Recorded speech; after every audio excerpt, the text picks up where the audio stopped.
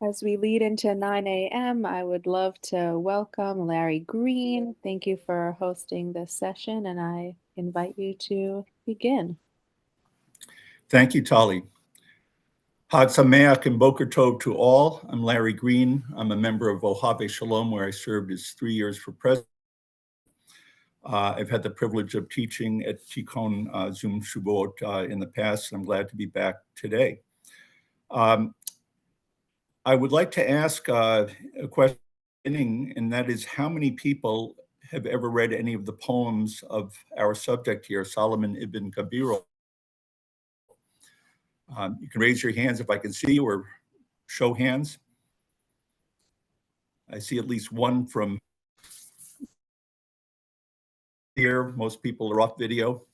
I'm guessing that most of you think the answer is no, but in fact, the answer is yes. And this will be our teaser at the end of the session. In fact, I can say with utmost confidence that all of you have read at least one poem of Ibn Gabirol, and that you have sung that poem. We learned yesterday from Rabbi Berkman that the word shir in Hebrew can be used for both poem and song, and you're very familiar with this. So that's the teaser. We're going to come back to that at the end. The way I'd like to order things this morning is to spend the first part of our time telling you a bit about Ibn Gabirol and his poetry, reciting some of his poetry. But I'd also like to leave some time for an interactive discussion. Ibn Gabirol, as you will soon hear, it was all about the soul. We know that we do so much in our society with emphasis on our bodies, emphasis on learning, which isn't necessarily attached to the soul. I'd like to have a bit of a discussion of what we do to cultivate, to nourish our souls, to elevate our souls. And I think Ibn Gabirol would be most appreciative if we had that discussion. Ibn Gabirol was born around 1021 in Malaga, which is in Andalusia, the southern part of Spain. Very little is known about his life. A lot more is known about his work. We know that he lived in a time of the Hebrew Golden Age. This was the 10th to 12th century, where Iberia was ruled by the Moors, the Islamic Moors. This was a time not only of religious tolerance, it was a time of cultural integration. It was a time of relative prosperity for Jewish people. Much was going on then with Jewish philosophers, scholars, and poets thriving, most notably Maimonides, who lived a century after Ibn Gabirol. Gabirol's life was a difficult life, and it was a short life. His parents died when he was young. He battled sickness that left his face disfigured with lesions. There's a thought that this was, the condition was lupus vulgaris. He never married. He was said to have an antisocial disposition, that he had contempt for many others. He had a hard time finding patrons, finding friends. We know he studied Torah. We know he studied Talmud. We know he studied philosophy. We know he studied astronomy, among other subjects. We are not sure exactly when he died, but the best thinking is that he died at 1057 of the Common Era, only 36 years old. There is one myth about his death, and that is that he was killed by a rival poet who was so jealous of Gabirol's gift, he couldn't stand to have him around anymore, and that he buried Gabirol's body near a fig tree. According to this myth, the fig tree flourished like never before. It flourished so much that it provoked an investigation, resulting in Gabirol's body being exhumed, identifying the rival poet, and prosecuting that poet. Most likely myth, but that is one thing that has been spoken about his death. Ibn Gabirol influenced people for centuries to come. In Jewish tradition, Ibn Ezra, Spinoza, the Kabbalists. He also influenced Christian and Islamic philosophers and writers. And he continues to influence people to this day, in part from the poem/song that is the teaser that we'll disclose a little bit later on.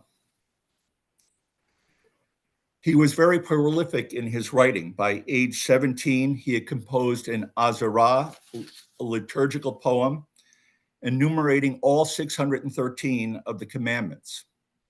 By age 19, he had composed a 400-verse alphabetical and acrostic poem teaching the rules of Hebrew grammar. By age 25, he composed improvements of the moral qualities, the work that we'll talk about in a little bit here. And by age 28, he composed what is considered his greatest work, Fons Vitae, and we'll talk about that in a little bit. He had no lack of self-confidence. At the age of 16, he wrote this poem. A prince am I, and poems are my subjects. A lyre am I for bards and singers all. My songs and coronets for kings and turbans for the heads of courtiers. I'm only 16 years, not one day more, but wisdom like a man who's lived fourscore. And this confidence in his poetry grows to the point of arrogance. Here's something else he wrote a few years later. For poetry has raised me since my youth. It is my father, I, its firstborn son. My verses face amidst bright cones of light, as if your reputation were its veil. Other poets long for it, their mouths agape as they anticipate my song. They lie down thinking they are lions, wake to learn they're merely cattle next to it. Literary men, give me some time to shake off immaturity, and you will see a poem to amaze your minds. Its verses set with pearls, with gold and beads of crystal, splendid both in wording and in substance, verses that will make this generation think of me as cattle think of lions. Satchel Paige, the great Hall of Fame Major League pitcher, once said, "It ain't bragging if it's the truth." And I think Ibn Gabirol, if he were here, would nod his head accordingly. Now, according to Raymond Scheinlin, a scholar who has compiled a volume on Ibn Gabirol's poetry that I commend to you, it's entitled Vulture in a Cage. Ibn Gabirol is the first Hebrew poet to write poetry in which an individual speaker addresses God on very intimate terms. In other words, a devotional poet as opposed to a liturgical poet whose poetry is designed for public rituals. The poetry is based upon the profound engagement with the soul. According to Ibn Gabirol, our souls have a source, and the source of our souls is the universal soul of God. And it's important in understanding his poetry to understand his view of God. And he shares this verse with us. Three things there are together in my eye that keep the thought of you, you capitalize for God, forever nigh. I think of your great and holy name whenever I look up and see the sky. My thoughts are roused to know how I was made, seeing the earth's expanse where I abide. The musings of my mind when I look inside at all times, O my soul, bless Adonai. So Ibn Gabirol is seeing God in three different ways. God is all of the forces of the universe. God is the creation that we see here on earth, and God resides within each of us.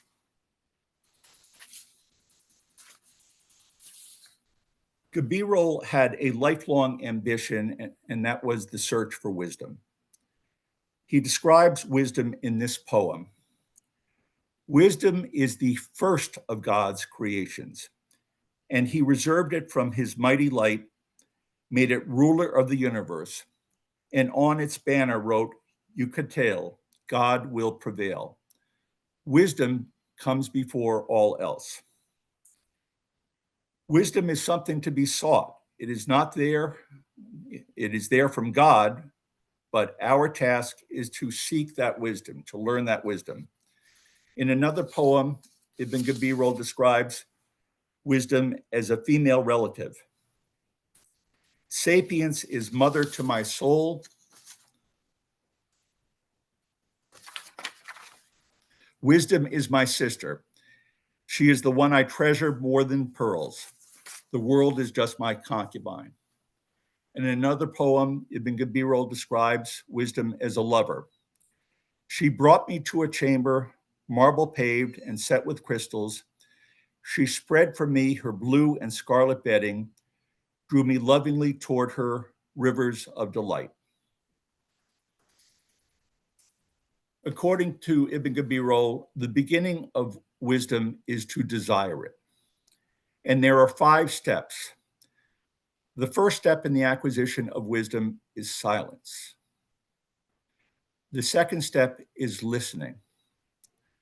The third step is memory. The fourth step is practice. And the fifth and final step is teaching others.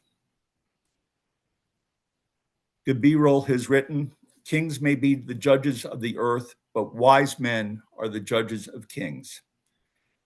He wrote, riches bring anxiety, wisdom gives peace of mind. He wrote, man is wise only while in search of wisdom, but when he imagines he has attained it, he is a fool. This is a lifelong search. Ibn Gabirol says we can strive to learn all of the wisdom of the universe, but if you think you've learned it all, then you're just a fool. So again, what is wisdom? It is the first of God's creations, and our task is to search for what God has intended for us.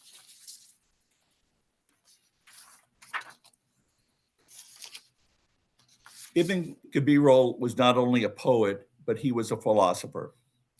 He's described as a Neoplatonist and a believer in universal hylomorphism. This is the doctrine that all things, including soul and intellect, are comprised of matter and form. God's reality infuses all things. Matter is made up of something infused from God. And in terms of form, we must strive through mind and deed to reclaim our truest being and likeness to our source. In this connection, the concept of desire is at the essence of his philosophy.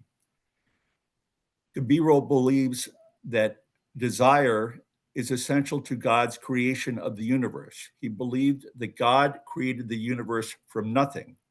Nothing split, and from there arose the stream of existence and all matter. All matter consists of desire for form, matter becoming meaningful, having some form. And as for humans, there must be an ongoing desire for wisdom. He wrote, wisdom cannot be acquired the way man gets money for his purse. How can a man be satisfied with folly or hope for just a modicum of wisdom? He'd be no better off than an ox or donkey. His greatest philosophical work was Fons Vitae. This was written in Arabic. He was writing not only for Jewish people, he was writing for the universe of mankind. He wrote in Arabic because that was the common language then. And he wrote it in the Arabic form of his name. A century later, the work was translated into Latin under the name of Avicenna. And frankly, it was not until the mid-19th century that Fons Vitae was properly attributed to Gabirol. Until that time, it was thought that the writer was either Islamic or Christian. That's because unlike some of other Ibn Gabirol's work, there's no reference to Torah. But there is one important reference, and that is the title. Fons Vitae means fountain of life, and you will find that term exactly in Psalm 36, verse 10. And we know that Ibn Gabirol was a reader of the Psalms. Fons Vitae is written as a long dialogue between teacher and student. with the teacher answering questions posed by the student. The work is intended as the first foundation and root of wisdom, and Gabirol is most interested in understanding the nature and purpose of human beings. The divinely ordained goal of human life, he writes, is twofold: pursuit of knowledge and doing good deeds. The pursuit of knowledge is learning of the divine will. The divine will is the power of God infused in and penetrating all things. That is the power of the unity in the universe, and that is that which both brings forth and moves all of existence. The divine essence is the source of all matter. The divine will is the source of all form. Knowledge, and knowledge really means wisdom. He writes that knowledge indeed leads to deeds, and deeds separate the soul from the contraries which harm it. In every way, knowledge and deeds liberate the soul from the captivity of nature and purge it from its darkness and obscurity. And in this way, we should return to the higher world. He writes that you must raise your intelligence to the supreme intelligible, strip it and purify it of every stain of the sensible, deliver it from the prison of nature, and attain by the virtue of the intelligence to the highest knowledge that you can achieve the truth of the intelligible substance, until you are as it were diverted of the sensible substance and are in this respect in a state of ignorance. Then you will enclose in some fashion the entire corporeal world in your essence, and you will set it as if in a niche of your soul. Ibn Gabirol writes in Fons Vitae that the enemy of the quest of wisdom is time. Time represents the various hardships in life which detract from one's search for wisdom.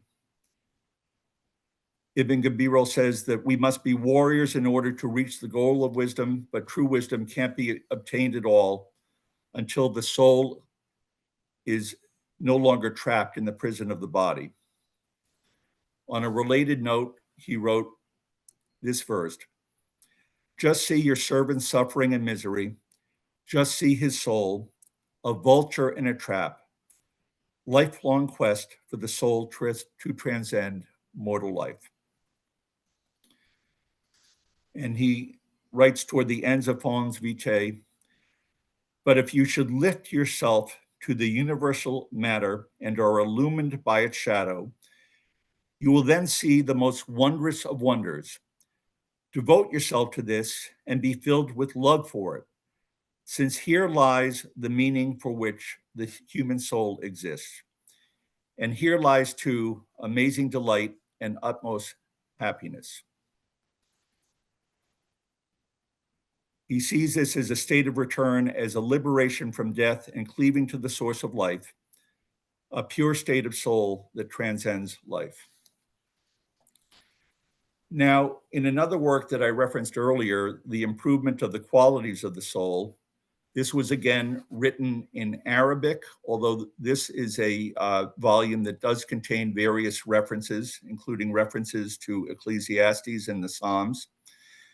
He wrote this at the request of friends to basically discuss the virtues of humans and how we work toward virtue and against vice. And again, all this is about is elevating our souls.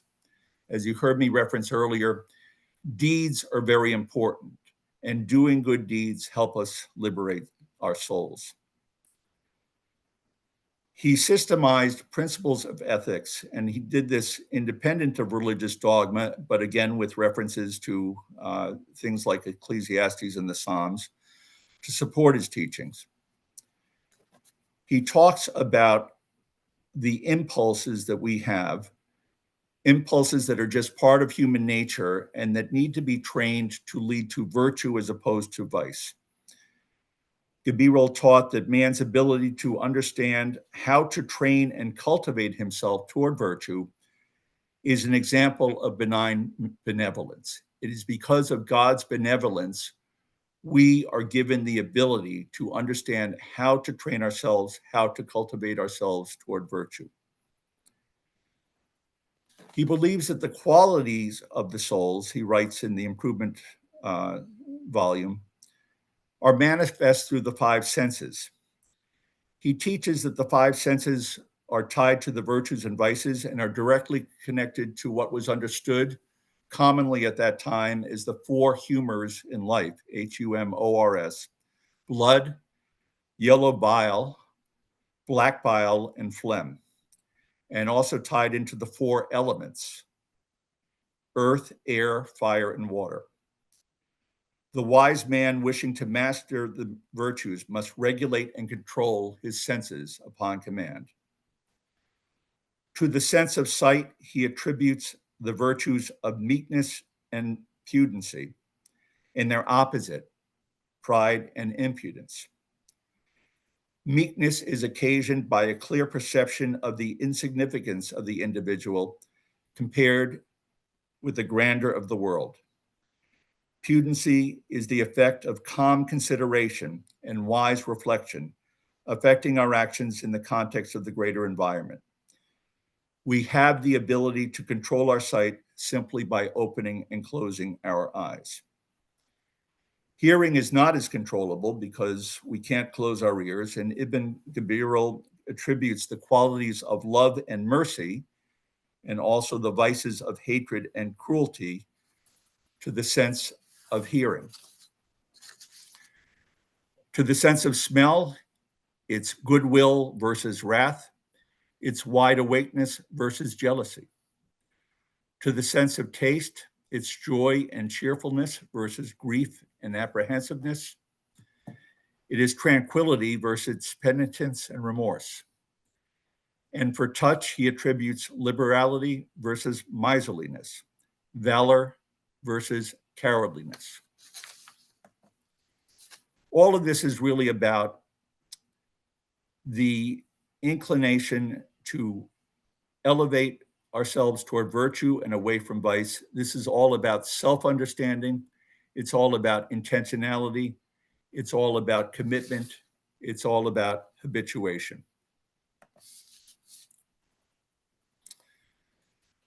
Now, I next want to talk about a beautiful poem called the Keter Malkut. It's translated in some ways as Kingdom's Crown. This is a poem that is included in many Jewish prayer books, although not the Reform prayer book, and is recited all 40 verses by some congregations on Yom Kippur. I'll just share a few verses, but I'll just say generally as an introduction to this. Ibn Gabirol in this work takes the reader for a trip around the solar system. As I said earlier, he was a student of astronomy. He makes the reader feel very small in the expanse of the overall solar system, but he ultimately leads the reader up to a proclamation of importance, saying that the reader has the opportunity for divine grace.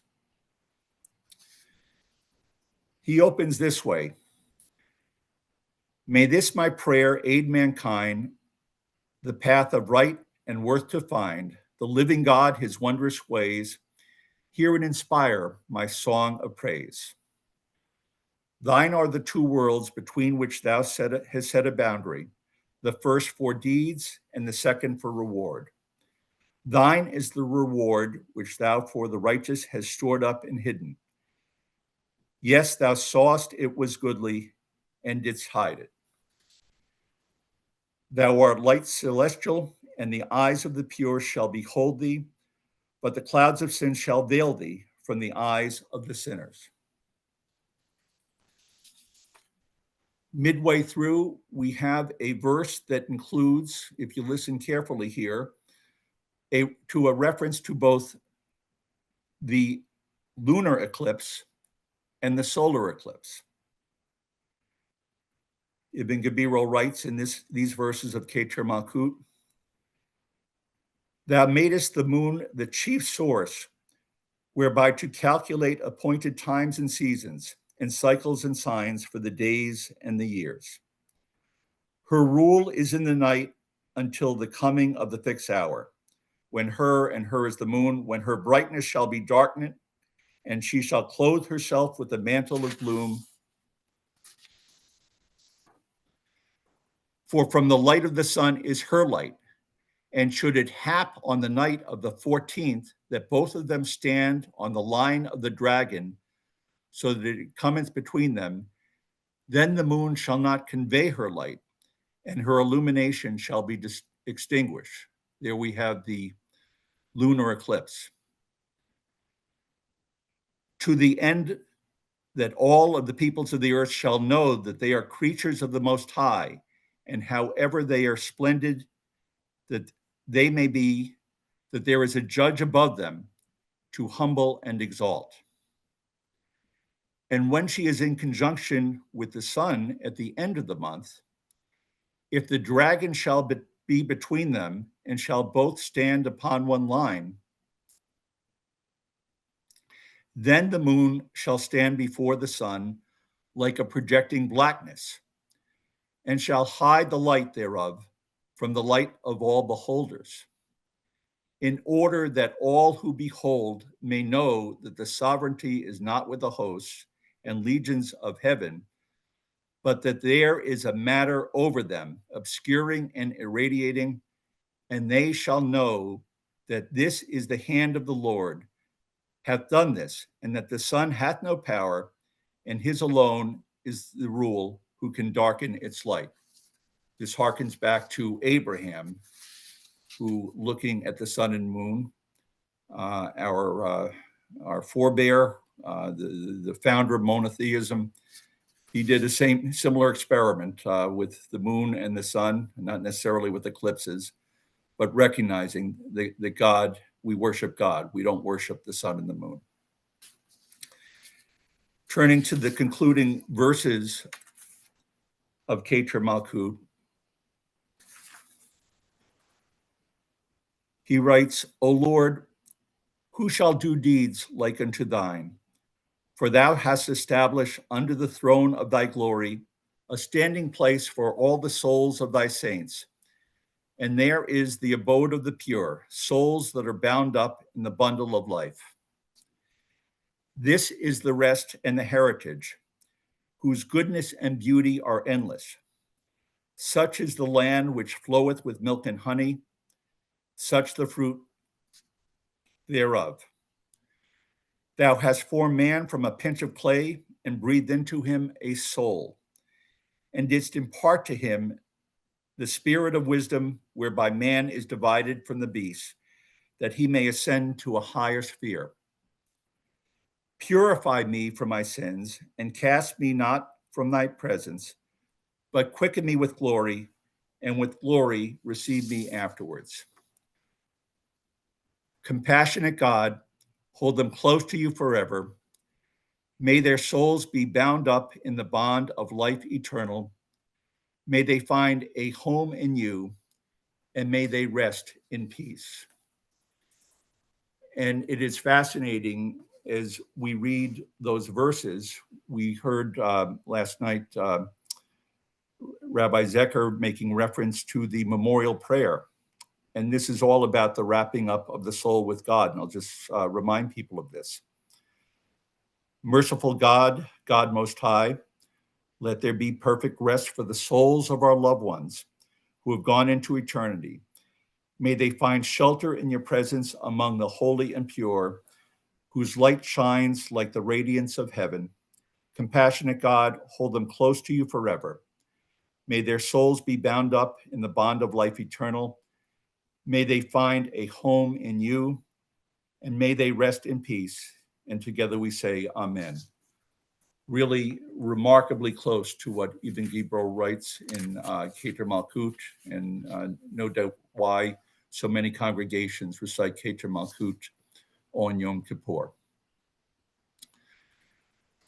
Now, before I get to our opening teaser here, which is the poem/song that all of you know, I would like to invite a discussion here, and I know some of you, so I may want to call upon you. And my question here is, again, we have in our culture so much emphasis on our bodies, and it's important that we keep fit, that we eat well. There's so much emphasis on learning, but not necessarily learning that touches our souls here. And my question for you is, what do we do to cultivate our souls, to nourish our souls, to elevate our souls? We know we're here on Tikkun Zoom Shavuot to do this. But what do we do when we're not part of Tikkun Zoom Shavuot to nourish our souls? And I'll just lead off and suggest this. I'm recently retired as of the end of last year from 47 years of the practice of law. And I have been spending a lot of time in terms of nourishing my soul in reading poetry that I haven't read before.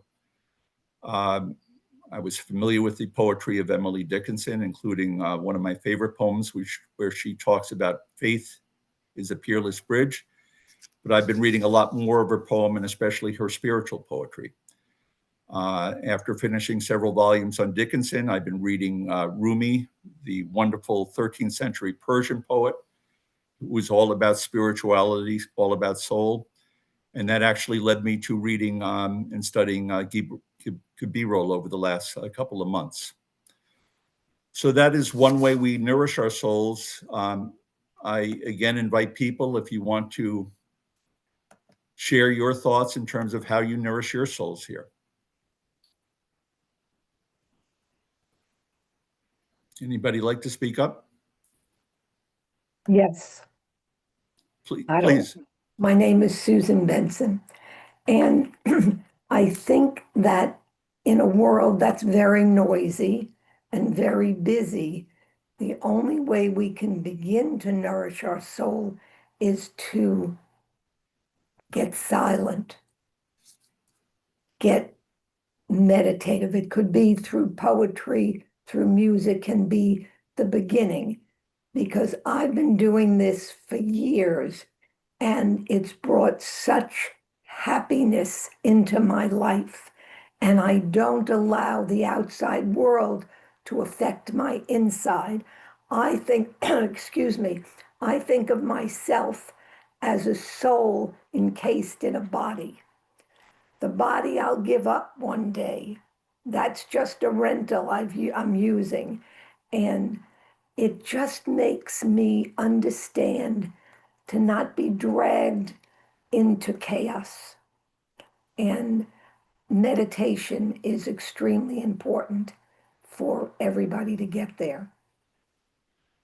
Thank you for that, Susan. This is exactly the type of reaction I was hoping to get here. And I really hope more people will speak up, because we can all learn from each other. Susan, I was going to have as a suggestion for people, and it was right at the top of my list, meditation, but you've said it so well here. We have so many distractions in our world. And the only way for many people to really try to think about his or her soul is through meditation. And I'm so glad, Susan, it has been meaningful for you. And thank you for sharing that. Others who want to speak up.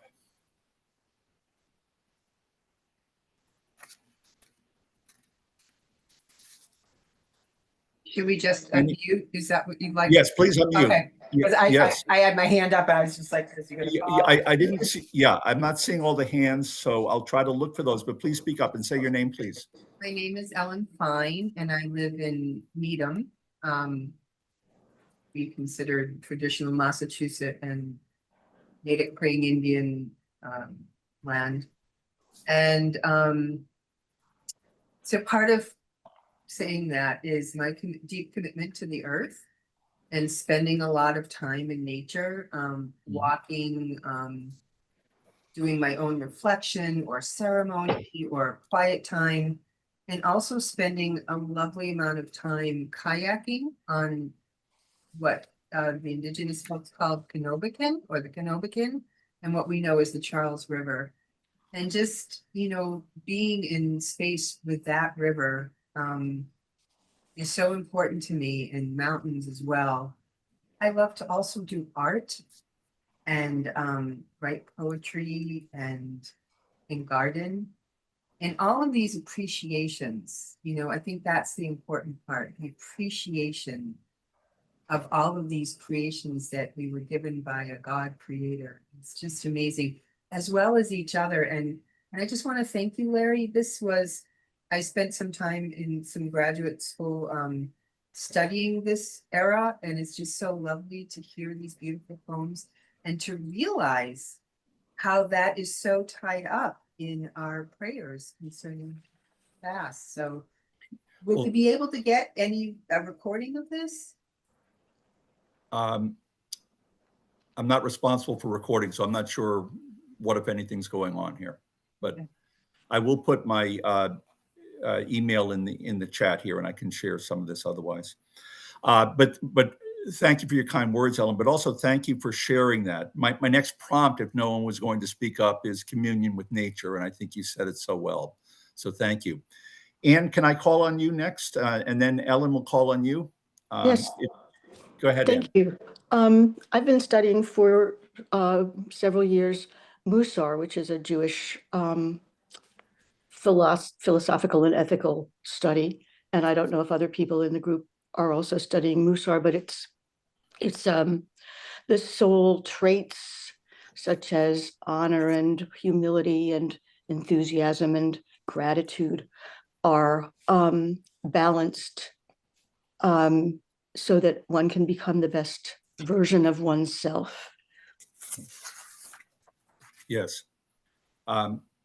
Thank you, Anne. And as I was reading Ibn Gabirol's The Improvements of the Quality of the Soul, it actually made me think of Musar. We know that Musar is relatively new compared to Ibn Gabirol. Musar comes centuries after Ibn Gabirol's life. It certainly has been a very, very important addition to our Jewishness here. And I'm glad you're studying it. And those who haven't yet, I commend you to Musar. But I would like to think that the people who originated Musar may well have studied Ibn Gabirol, in particular his book, The Improvement of the Qualities of the Soul. So thank you, Anne. Ellen Messer. So thank you very much for your words here. So from time to time, when I find a passage I really like in Mishkan Tefillah, the Reform Siddur, I'm always pleased to see that the source of the poetry is Ibn Gabirol. So that's one thing I want to say. It's something to look at and to reflect on. But I'm also reflecting that Ibn Gabirol lived in the 11th century. Maimonides lived in the 12th century. And both of them are really looking at the intellect, the Yes. role of the human intellect, whether it's called soul, but they're seeing that as really the gift, the grace of God. And I'm thinking as I contemplate this, and I contemplate the kinds of choices each of us make every day and how to use our time. And it's significant that you brought up the issue of time in his work. I'm also thinking that we talk about the various intellectual forces that influence our lives. That's what Maimonides did. That's what Ibn Gabirol did. But I think we have to also think about choices and the kinds of choices we make and how to use our time and the kinds of routines, the behaviors, the actions, which are also really important, that are emphasized in your commentary here. And I think of that not in terms of meditation. I don't meditate, but I do go to services regularly. Right. And I find that organizing life according to Shabbat, to both worship and study on Shabbat, is also a very effective way to clear one's mind, to be able to think and to reflect on one's relationship to God and the universe. Thank you for that, Ellen, and certainly services, but Shabbat in particular, that is a time for nourishment, for cultivation, for elevation of souls. Others who want to share any thoughts on this?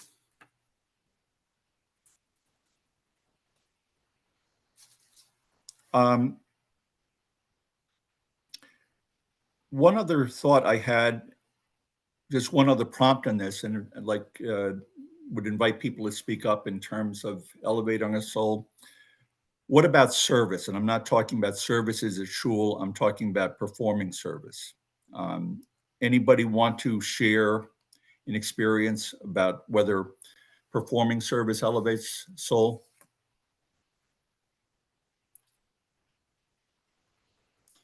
I've done service really all of my adult life, or really going back to age 15 or 16 or so. And I find it is very important to my soul when I perform service. And I'm sure all of you perform service one way or another.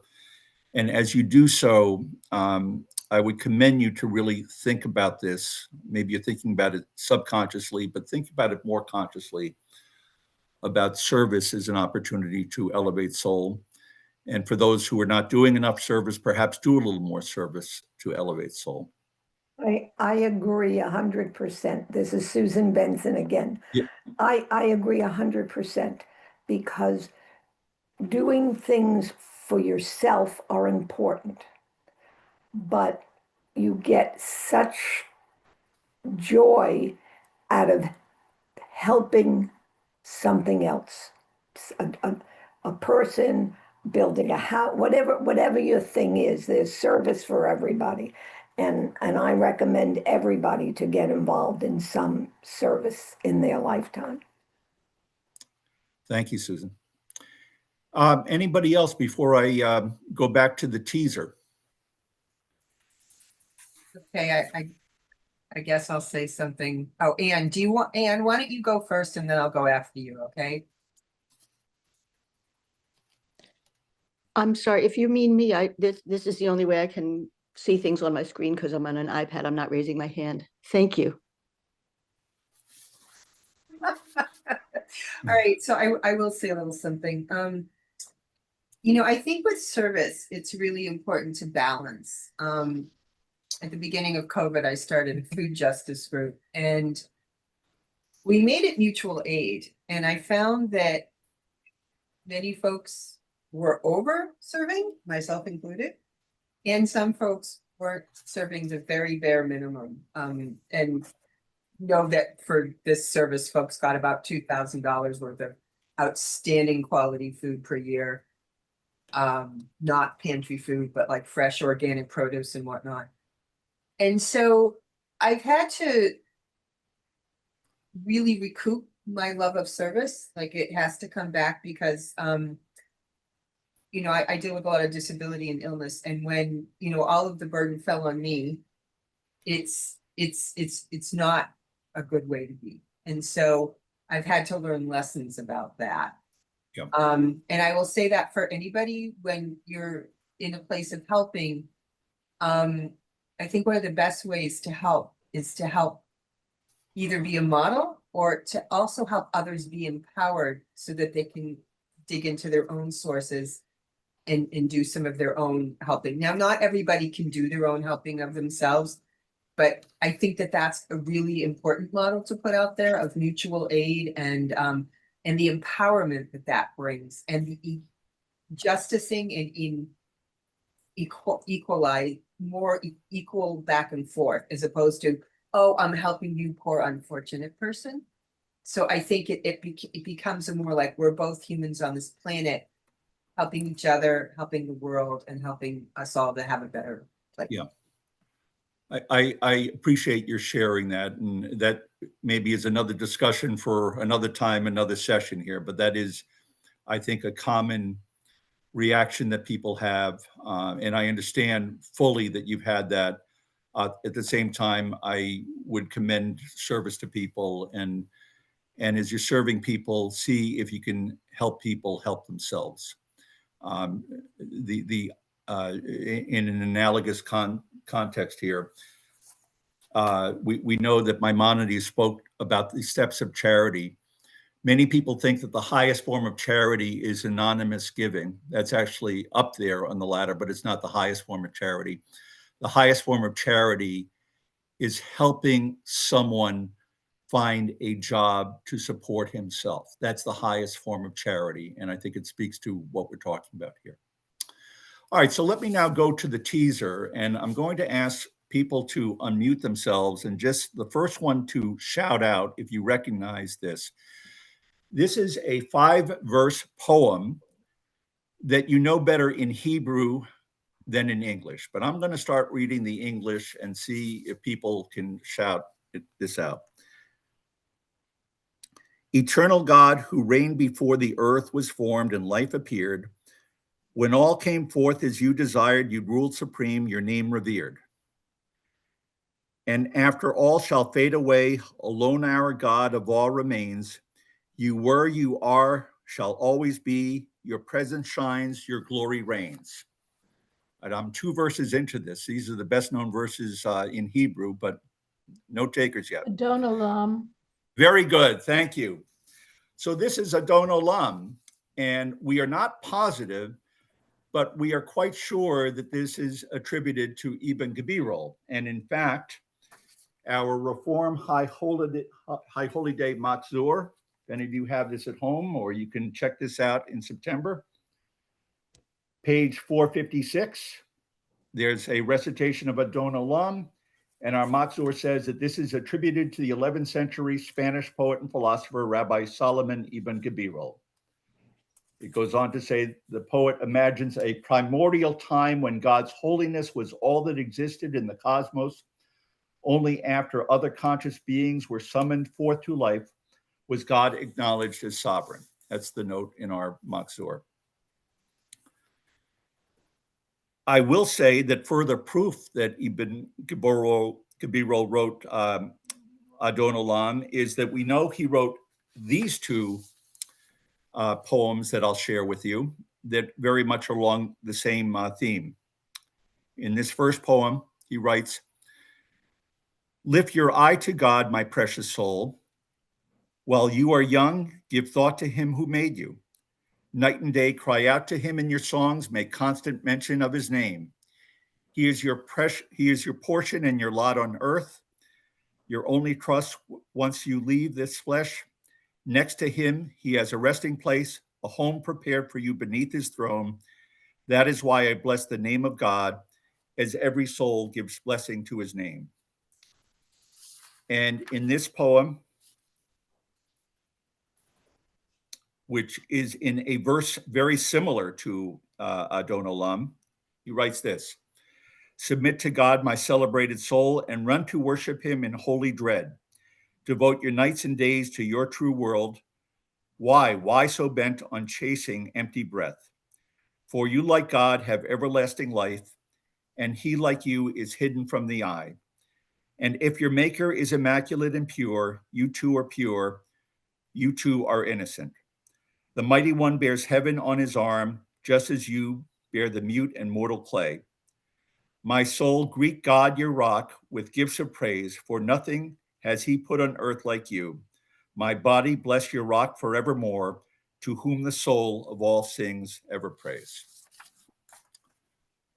So on that note, I thank everybody. Great to be with you this morning, and Hag Sameach to all. Thank you very much, Larry. Thank you, everyone, for participating.